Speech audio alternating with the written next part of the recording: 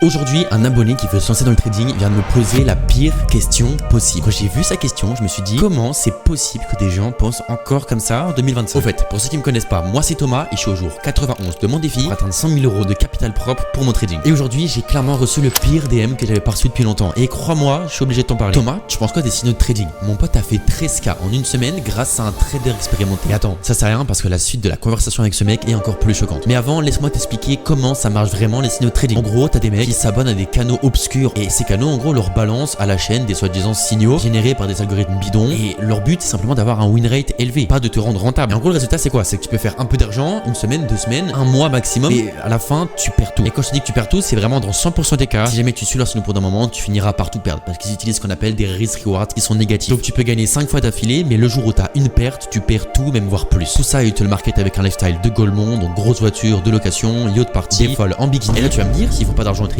comment ils financent ce lifestyle? Avec ton argent. Le dépôt de 300 € que tu as dû faire chez leur broker douteux, souvent régulé au fin fond de la Papouasie de Nouvelle-Guinée. Et bah à chaque fois que tu places un trade, ils se prennent 10 $ de spread de ton trade directement dans leur poche. Comme ça, tu as des conditions de trading qui sont dégueulasses. Et en plus, la plupart du temps, quand tu veux faire des retraits, ils vont te les refuser. Je pense que tu vois où je veux en venir. C'est pas du trading, c'est pas de l'investissement, c'est du scam. Sur ce, si jamais tu veux suivre un vrai trader, pense à t'abonner.